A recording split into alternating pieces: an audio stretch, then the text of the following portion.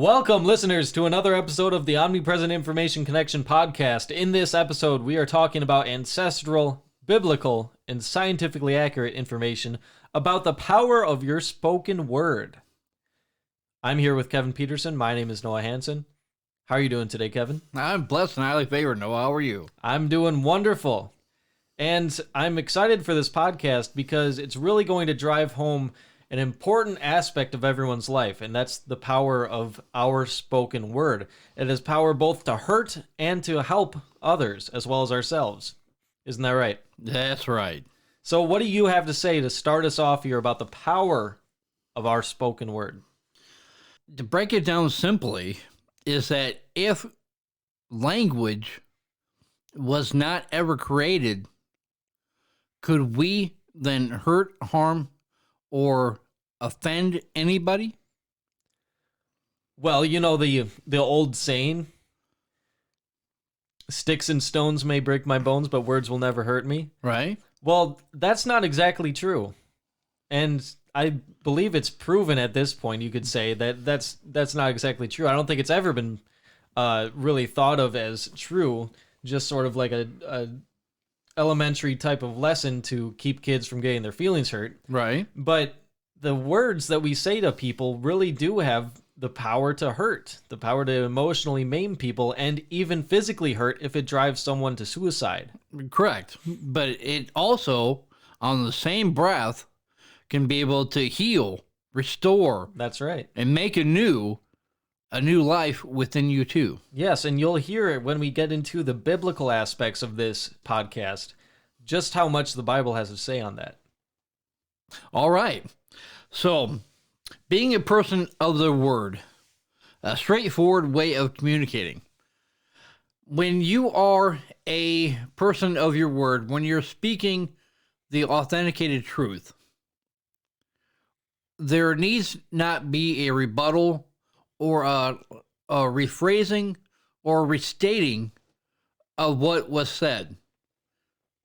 Anything outside of authenticated truth by the Word of God then always needs a further explanation. You go farther into depth into something that God has proclaimed very clearly. So, when it comes to the spoken word, we need not try to alter it, change it, manipulate it to any agendas, any outcomes, or situations that we selfishly want to procure. That means that when I say, Noah, you are a man and a man of God, your response is yes times two, right? Because that is the truth, right? Yes, times two. But if I were to be able to use other words other than what I just said, then that goes into discussion. It goes into a debate. And it's unneeded when you have authenticated words spoken to you right from the get-go. So to be able to clarify any misconceptions of a word is that you need to be clear in your word to begin with. And that's why God was so powerful. That's why Jesus was so powerful in the words that he spoke, because not only did he select the words that he said, but in how he said it and in the speed and mannerism for which he said it. That's right. Yep. Even silence he utilized very, very clearly and effectively. Yes. So that's getting more into biblical. Let's go back a little bit and talk about the ancestral aspects of the power of spoken word. Noah, have you ever listened to any grandparent and their stories? I have, yes. And it's something I enjoy doing. And what stories really resonated with you and really connected with you to be able to want to take into your future today? Well, a lot of them have to do with, my parents, growing up with my grandparents. A lot of stories of their experiences growing up. So that, that applies to my life in that I could understand better my grandparents and how they changed over the years and how they've, for example, my grandpa's grown much gentler than he used to be. He used to be a very angry fellow, especially when my dad was misbehaving. Now he's very gentle with us. And it shows me two aspects that are both not bad about my grandpa, but can be effective in different ways. And they were affecting me as a grandchild in a different way than he was affecting my dad as his first child. Right. So it was, lessons in morality, lessons in, punishment, and lessons in how to behave. Right. So you could be able to say, Noah, that it's the passing down of information to one generation to the next, the next, right? Yep, that's right. And over that period of time, how do families get closer? How do people get more respondent to an elder word versus a younger word? Well, first there has to be a certain level of respect. If you don't have a level of respect to be able to listen and actively listen to an elder when they're telling a story to you, then you won't be able to retain that information, retain those stories, retain those lessons, and then reflect on them in the time of need. So to be able to summarize is that you would have to literally care about the person that you're listening to. That's right. The care comes first. Right. One can share with someone who doesn't care, but that's not going to be able to be received by them in any way that benefits their lives. And it's not the person sharing's fault. It's the person who isn't listening's, refusal, their blockage. Right, because caring is sharing. Caring is sharing, yes. But, there is a certain point when you have to be able to cut yourself off from that sharing if it's not being effective in any way, shape, or form. Yeah, if it's not being reciprocated, being utilized by the person you're talking to. Because it's a disrespect of oneself, because you're talking to a brick wall, as they say. Right. So there's a certain level of respect and care that needs to come with these stories. And when someone does care, though, when someone does retain the information, then it can be very, very powerful in that those stories, that respect that you have for your elders, will come into play later on in life and cause you to make different decisions than what you might have made just on your own. Yes. It's like they're almost there with you in those experiences. I have just been listening to an audiobook, actually. In this audiobook, the author was talking about how he was reflecting on a story that his grandmother had told him. And in a moment when he could have succumbed to a force of lust in his life, his grandmother, having told him a story previous to that experience, caused him to make a completely different action than what he desired in that moment, and only because of the respect he had for his grandmother. So actions, reactions, and outcomes. That's right. Okay. And we can learn a lot about that from our grandparents, from people who are our elders who have been through more than we have. Sounds like a great story. It is. I'll tell you how it is when I finish it. All right. So, the power of the spoken word is very life-changing when presented in the right way. You have pros and cons to everything. But today, we're not talking about the negatives, because the negatives, everyone has an intimacy idea of what negative words do. That's right.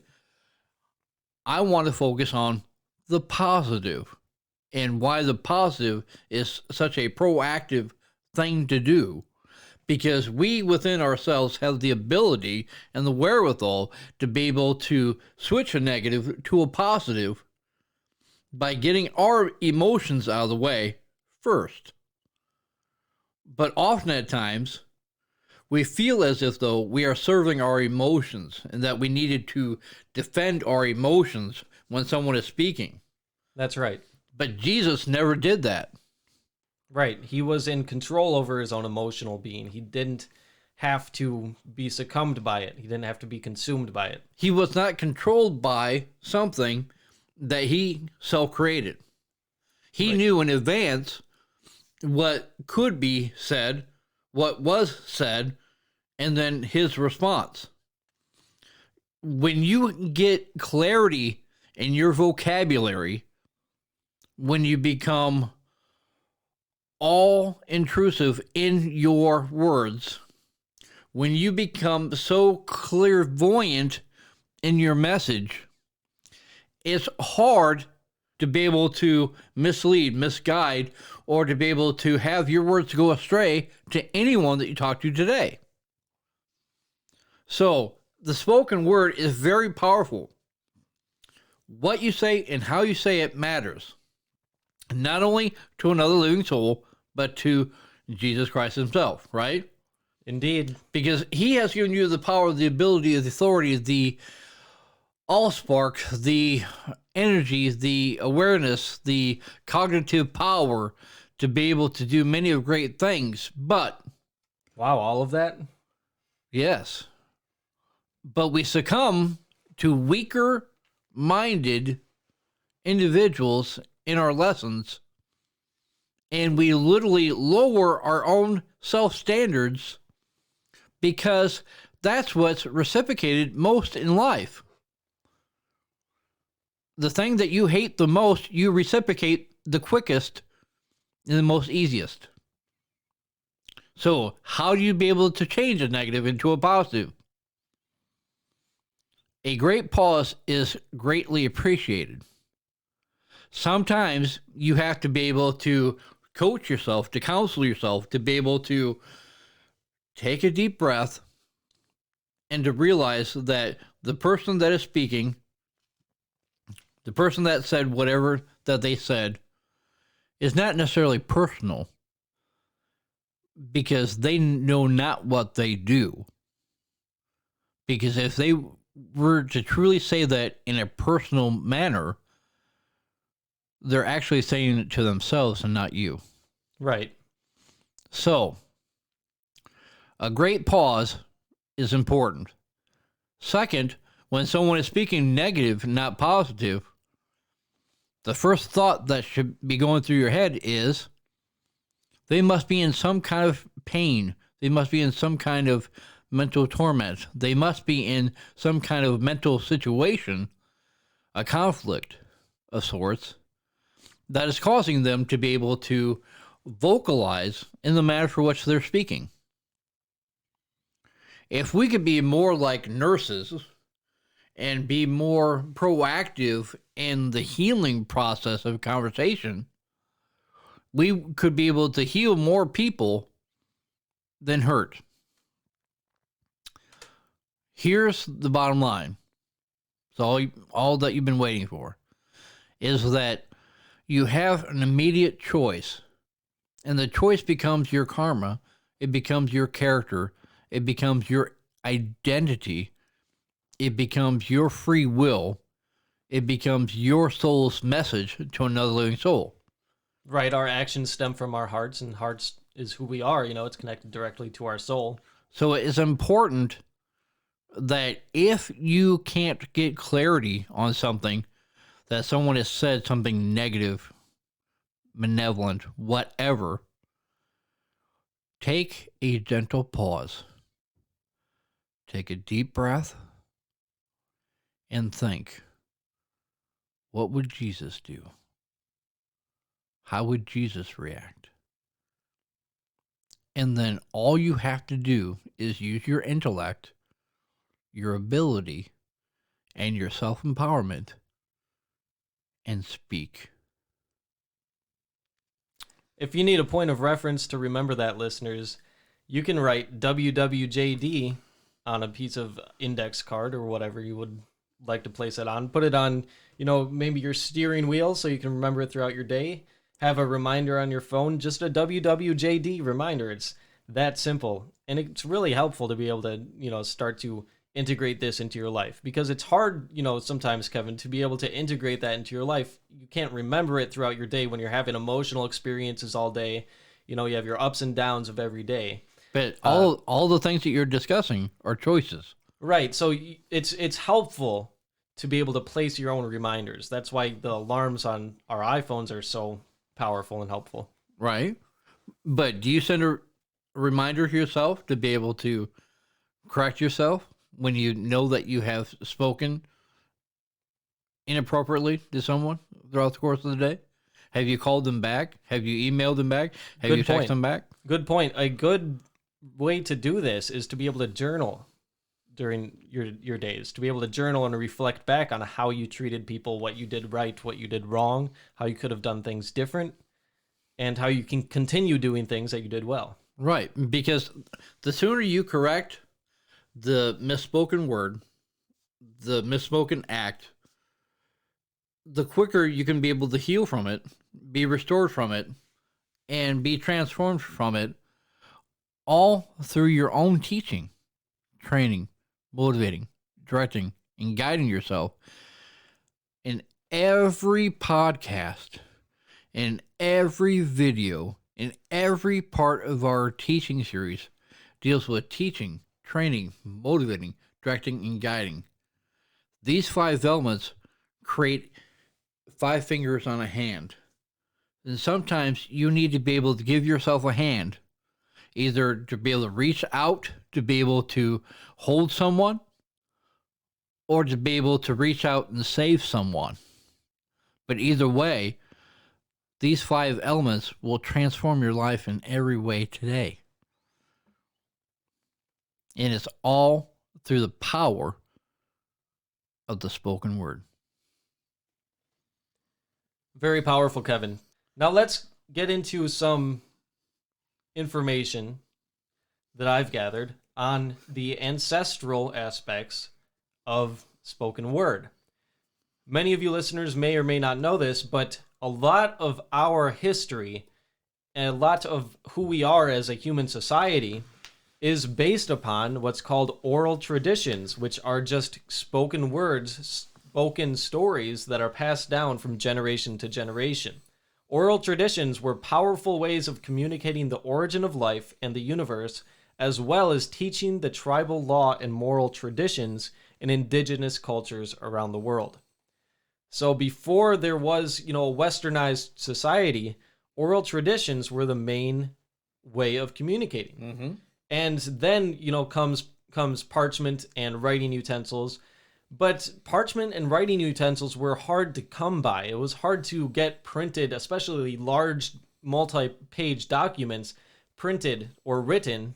It would have to be written. And that was significantly more expensive as well and difficult in ancient times. So before the printing press was invented, they had to write everything by hand. That's why it's so hard to come by ancient manuscripts, and we have very little to go by as far as ancient manuscripts. But oddly enough, the next segment we're moving into, biblical, power of the spoken word, the New Testament in the Bible trumps every other document because of how many manuscripts we have. There are over 5,200 manuscripts of the New Testament, all very similar to one another from those ancient times. So moving into the power of the spoken word and what the Bible has to say on it. Proverbs 15, verse 4 reads as follows: "The soothing tongue is a tree of life, but a perverse tongue crushes the spirit." So that's showing, our tongues, our words have the power to both heal and hurt, feed and cause someone to be crushed, Matthew 15:11. "What goes into someone's mouth does not defile them, but what comes out of their mouth, that is what defiles them." Those are the words of Jesus himself. And Proverbs 18, verses 20 through 21. "From the fruit of their mouth a person's stomach is filled. With the harvest of their lips they are satisfied. The tongue has the power of life and death, and those who love it will eat its fruit." End quote. So the power of the tongue, it does indeed have power of life and death. The words that you speak to someone could lead them possibly on a track that gives them more life, gives them the ability to be more alive in their daily walk, or to be more dead and eventually lead to suicide even. That's the power of our spoken word. And that's why the Bible is so strict, so specific on just how powerful our word is. And there are many places in the Bible where it talks about the power of silence, of being silent. So, in our oral, ancient, ancestral traditions, we have many different stories, a lot of these being metaphorical, being passed down over generations, but a lot of real and important history that was based on only oral spoken word that was later written down. But we wouldn't know about many of the historical aspects of our ancient history if it weren't for oral traditions being passed down word to word, mouth to mouth. Right. And Noah, how did oral traditions come to be in the first place? Well, storytelling is something that it comes very naturally to people. To some people. Well, storytelling actually, Kevin, is a part of our neurology. Mm-hmm. We think in terms of storytelling. Mm-hmm. So I believe storytelling was one of the first things that humans really acquired as far as, communication, was telling stories of their daily walks, telling stories of their hunts. And fishermen are legendary at telling stories, right? That's right. There's a lot of time to tell stories out on the water, so. Right. So customer service wouldn't exist if there wasn't a verbal agreement between two people. We wouldn't have the exchange system if there wasn't a verbal agreement between two people. We wouldn't have half of the things that we have on this planet if it wasn't for a spoken word said from one person to another in times of crisis, in times of hard times. Because we're not the first people that have gone through this, nor will we be the last. Because obviously we have generations. That's why we got ancestral being the start of it all. Our grandmothers and grandfathers and their grandmothers and grandfathers and then their grandmothers and grandfathers, right? Since the beginning of the earth creation, right? These stories have manifested, have been created not only for our survival, but to be able to keep our lineage, our heritage, our traditions alive. And in doing so, it keeps their spirit alive from when they said it many, many, many, many, many years ago, right?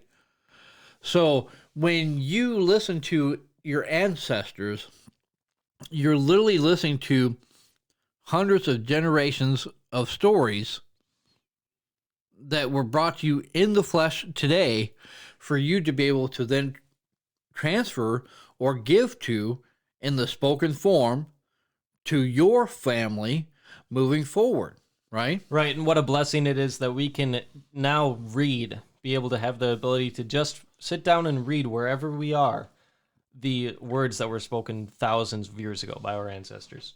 And just think about this one. If the spoken word or words were not created in the first place, none of us would have names. We couldn't connect. We couldn't say, and then insert any name, but we couldn't say that person's name because every vowel of every adjective, every pronoun, the English language, any language, imagine that not being in existence. How would we then communicate? Right, it would have to be, non-verbal. It would have to be more of a... Like a sign language. Well, yeah, like right? grunts and, mumbles, but nothing concrete put together. But it's still communication. Right. So, understand this, listeners, is that to be able to get into the position or situation you're in, you have to be able to ancestrally understand your past. 2, you have to biblically understand that you're not alone. There are so many people that have gone through your situation. And if you just get into the Bible and in a simple, easy reading Bible, you'll be able to see that other people have gone through the same similar situations that you have been in depression, anxiety, worry, fear, grief, all that kind of stuff, right? And then when you get surrounded by people that you like, admire, adore, trust, and respect, you can be able to then have the communication that you need. You can be able to have the spoken word that you want. You can then have the type of communication that's deserving to not only you, but other people you communicate with too. We all want to be liked, loved, valued, appreciated, and respected. But the number one thing that all of us want the most is to be truly heard. The question of the day is, what words are you using to be able to resonate or to take away from someone's life today? That in itself is powerful. So Noah, why did Jesus speak the way that he spoke? There's always a purpose behind the words that Jesus spoke. Purpose and intention? A purpose and yes, an intention, I would say so, yes. All right. Now, even when Jesus was praying before his betrayal happened, praying to God that he remove this cup from him, that was, I believe, with multiple purposes. There was a purpose of teaching, to be able to show how we can request to God for things to be done, but not his will, but God's will be done. You know, I think that everything that Jesus did and said was in the light of an example setter for all of humanity. And so it's very powerful. And Jesus also spoke in parables. You know, this goes back to storytelling. And I liked what you brought up, Kevin, about everyone's name having a story. Mm-hmm. This reminds me of the Native American culture, because we talked about their reverence for storytelling in the Cultural Principles podcast. But another aspect of this is there was a story behind each one of their names. Yes.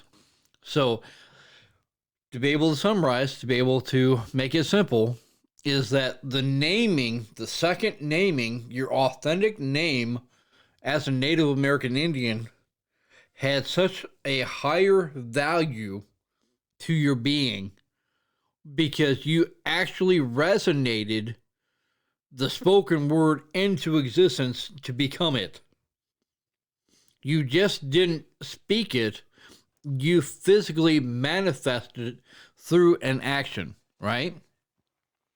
That action then created a reaction, then the tribe then voted, and then therefore your name. Yes, and things would simply catch on as well. And if something resonated with that individual and resonated with their family as well, then it would stick with them through their entire lives. They'd start calling themselves that. Other people would start calling them that as well. But getting back to Jesus, his parables were in story form, and they were able to communicate messages and real situations, prophetic, emotional, and all kinds of, relatable things to people in a relatable form. So he was communicating knowledge of heaven, knowledge that's beyond this earth. It's in eternity, it's incomprehensible to our human minds if it's not told in a parable form. He met the people he was speaking to where they were at by storytelling. And there's actually science behind this. Storytelling helps us to define our values, our desires, and our dreams, as well as prejudices. So our brains are hardwired to think in story terms and to make connections in storytelling.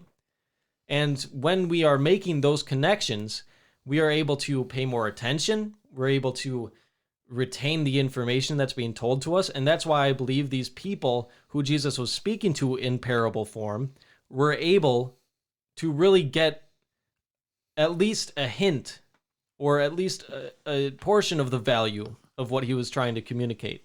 Now, his disciples, he was able to explain to them later what exactly he meant by these parables.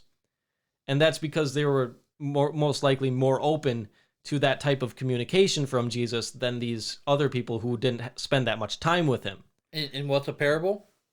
Well, a parable is, it's like a story form metaphor. You know, it's an analogy of a real experience or a real worldly type of event that communicates a deeper message. Right. But is it supposed to be intimate, personable to that person that got the parable? Well, it definitely can be. It definitely can be. Many of them are in my life. And it can also be a cultural type of message as well.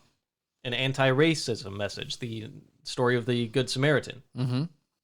So parable and storytelling is a powerful way to communicate to people things that they may not be able to retain if you communicate it on more of a literal message, a literal type of communication.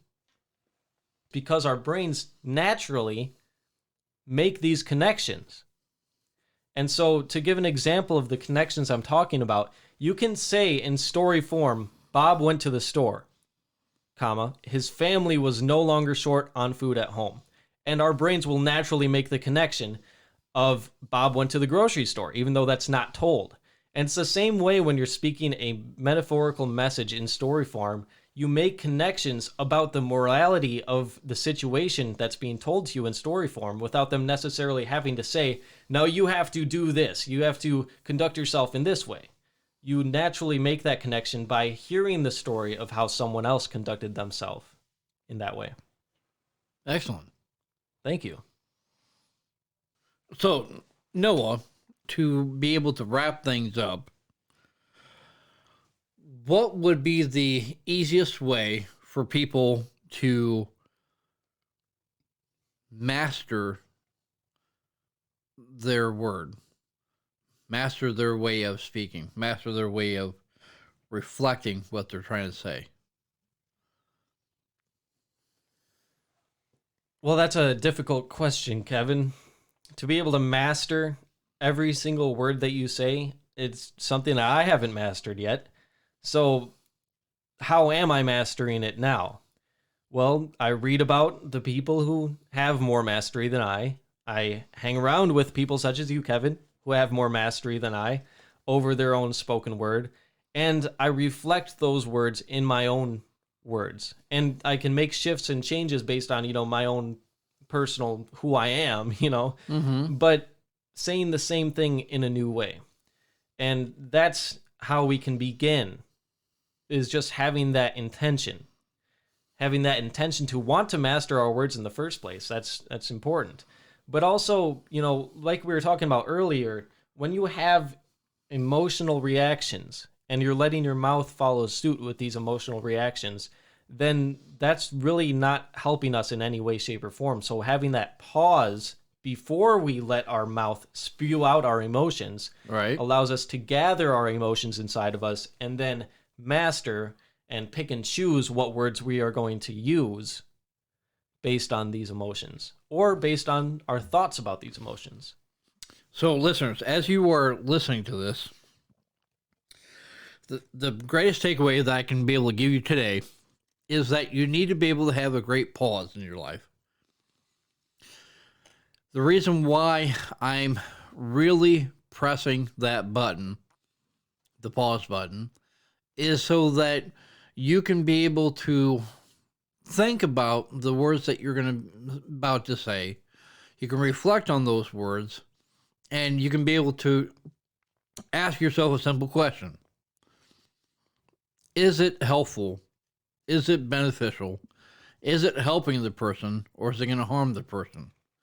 And then from there, you have immediate clarity as far as then what to be able to say and how to be able to say it.